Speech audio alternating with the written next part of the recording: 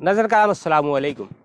आइए नबी और आले नबी पर पहले झूम झूम कर नजराना पेश करें, क्योंकि ये जो आज़ादी और ये खुशहाली जो दिख रही है खुद हुसैन का सदका है।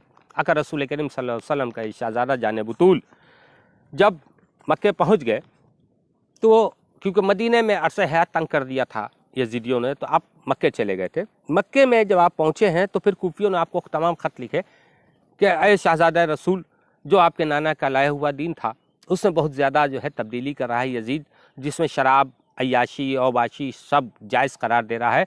लिहाजा आप अपने नाना का दीन बचाना चाहते हैं तो फ़ौरन कूफे चले आएँ। तो हज़रत मुस्लिम बिन अकील को भेजा मेरे हुसैन ने कि जाओ वहाँ मेरे नाम की बैत लो।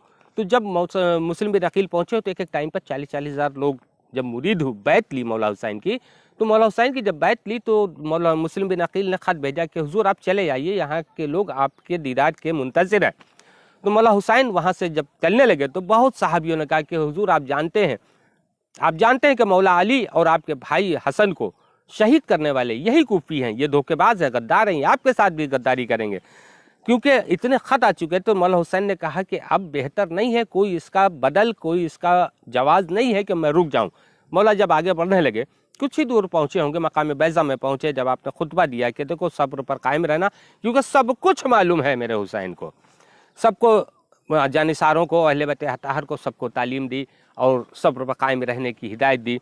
अब मकाम बैज़ा से फिर आप नैनवा पहुँचे हैं, तो यहाँ तक कि ये यजीदी लश्कर पूरी तरह से अब हुर बिन यजीद को 1000 सिपह सालारों के और फौज के साथ भेजा गया था कि इनको किसी तरह भी कैप्चर करके कूफा ले आओ।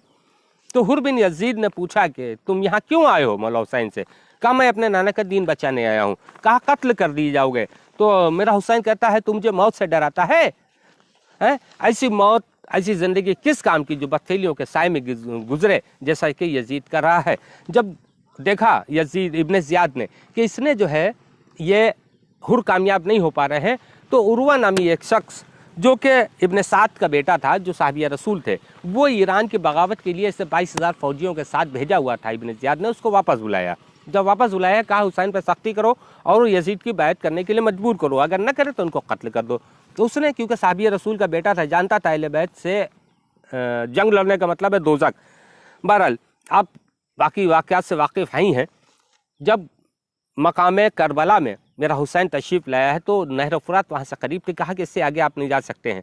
तो कहा भाई बुलाया तुम लोगों ने था? मेरे हुसैन ने तमाम ख़त उनके सामने डाल दिए कि ये ख़त तुम्हारे हैं। तो कहने लगा कसम खुदा की इनमें से हम नहीं है। इसका मतलब ये कि सारे के सारे गद्दार थे, कूफियों से वफ़ा की उम्मीद नहीं की जा सकती थी। मेरा मौला हुसैन करबला में क़याम पज़ीर हुआ। वहाँ से 7 मुहर्रम को एक शख्स आता है जो हुसैन को, मेरे मौला हुसैन को बड़ी अजीब की नज़र से देखता है और हुर को सलाम करता है। मेरे मौला हुसैन को सलाम नहीं करता है। मौला हुसैन समझ जाते हैं कि इब्ने ज़ियाद का ख़त आया है और मेरे ख़िलाफ़ ही आया है। बस उसने ख़त पढ़ा और उसने हुक्म दिया कि जितने लोग हैं नहर फुरात के आसपास इनका पहरा कर लो, ताकि ये एक बूंद पानी तक को तरस जाएं। देखते हैं यजीद की बैत कैसे नहीं करता है।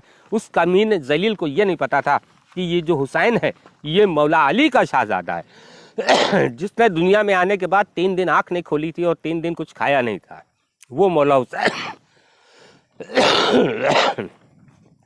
तो यहाँ तक कि इतनी सख्तियों के बाद भी जब मेरे मौला हुसैन का झुकाव नहीं देखा तो उसने जो है इब्ने साद को जब उर्वा को भेजा है तो उसने क्या किया कि सब तरफ से मुहासरा किया। 10 तारीख की सुबह मौला हुसैन फरमाते हैं रात को आपने सब्र और शुक्र की सबको तालीम अता की और कहा कि देखो मुझे मालूम है कि सुबह यजीदी लश्कर मुझे शहीद कर देगा, जिससे जाना हो वापस चले जाओ ताकि मेरा ख़ानदान बच सके।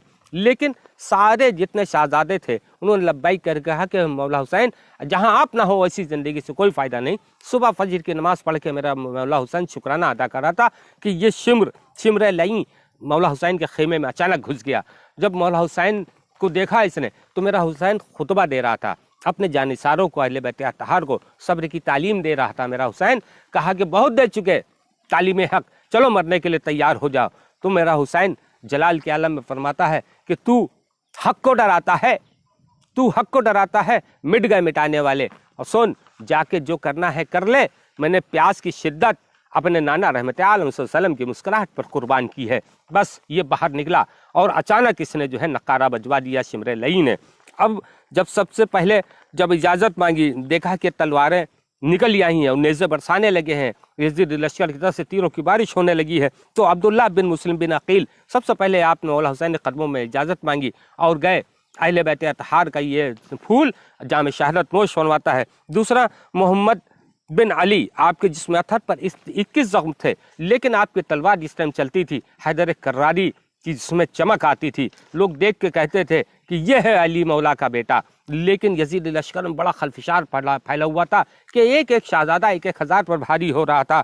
اب تیسری بار حضرت مولا قاسم بن مولا حسن شہزادے ہیں جو رن میں جانے کی اجازت مانگتے ہیں، تو اون محمد جو آپ کے بھانجے ہیں، آپ کی عمر شریف بہت کم ہے، جب آتے ہیں نانا رحمت ماما کے پاس کہ نانا ماما ہم کو بھی رن میں جانے کی اجازت دیجیے، میں زخمیوں کو زخم پر مرہم رکھتا رہوں گا، اور کسی کی تلوار گر گئی تو میں تلوار دے دوں گا۔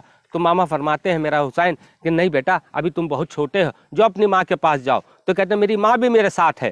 تو دیکھا کہ حضرت بی بی زینب کھڑی ہیں، کہتی ہیں بھیا کیا یہ میرا نذرانہ یہ قبول نہ کرو گے؟ ہم اپنی ماں فاطمہ زہرا سلام اللہ علیہا کو کیا جواب دیں گے کہ ہم رہتے ہوئے اپنے بھائی کی تم مدد نہ کر سکیں؟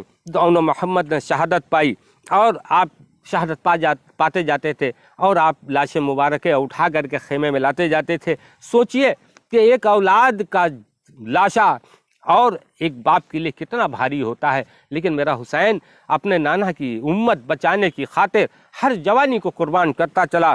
اب آئیے بات کرتے ہیں آگے کی کہ آپ کو اب جب زین العابدین اب جب کمزور پڑے ہیں، جب مولا عباس علم بردار جس ٹائم کتابوں میں جیسا لکھا ہے کہ وہ پانی نہر فرات پر لینے گئے، تو جب نہر فرات سے لوٹے تو دشمنوں نے بازو کاٹ دیے، آپ نے علم پیٹھ پہ باندھ لیا لیکن علم کو گرنے نہ دیا۔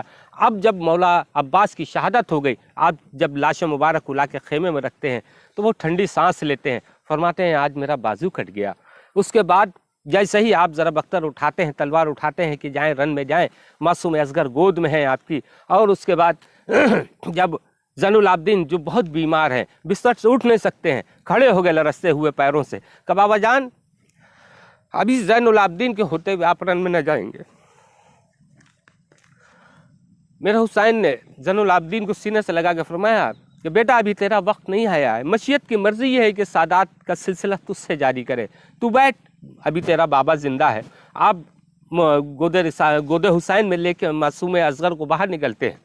جیسے ہی باہر نکلتے ہیں، ہرمرا کا تیر معصوم اصغر کے گلے کو چیرتا ہوا میرے حسین کے بازو پہ بس ہوتا ہے، آپ نکالتے ہیں اور آسمان کی طرف دیکھتے ہیں۔ معصوم اصغر دیکھ کے مسکراتے ہیں کہ بابا جان ان اللہ مع الصابرین کا خلاصہ یہ تیرا یہ معصوم ہے، جب کبھی صبر کا خلاصہ بیان کرنا ہو تو اس معصوم کو پیش کر دینا۔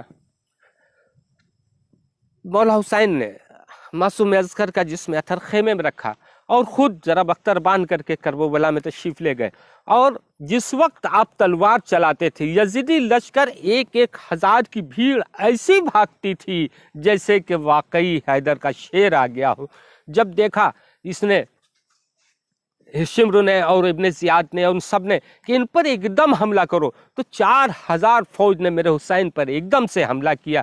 آپ بے پناہ زخمی ہو چکے تھے، آپ کا گھوڑا اتنا زخمی ہو چکا تھا کہ تاب نہ تھی اس کو چلنے کی، گھوڑا گر گیا۔ آپ نے نیچے تشریف لائے، جیسے ہی نیچے تشریف لائے ہیں بس ان لوگوں نے تیروں کی اور برچھیوں کی جو برسات کی، ایک تیر میرے حسین کے ماتھے پر چہرہ لود جو لگا ہے، تو میرا حسین وہیں سجدے میں سر رکھ کر کے اندر نانا رحمت عالم صلی اللہ علیہ وسلم کا وعدہ پورا کیا اور اللہ کا شکر ادا کیا، جام شہادت نوش فرمایا۔ تو جب جام شہادت نوش فرمایا تو اس نے حکم دیا حر نے کہ اس نے ابن زیاد نے کہ جتنے سر ہیں ان سب کے سر کاٹ لو اور مولا حسین کا سر کاٹ کر نیزے پہ لے کے چلو، تاکہ لوگوں کو معلوم ہو کہ یزید سے غداری کا انجام کیا ہے۔ میں ایک سپاہی آگے بڑھا، دہشت میں اس کی تلوار گر گئی، لیکن اس میں جو ہے قولی ازلی نام کا فاتحانہ انداز میں اترا، میرے حسین کی سر جسم اطہر سے جدا کر دیا۔ انا للہ و انا الیہ راجعون۔ پوری فضا سوگ میں ڈوبی ہوئی تھی، خون آل اطہار چاروں طرف پھیلا ہوا تھا۔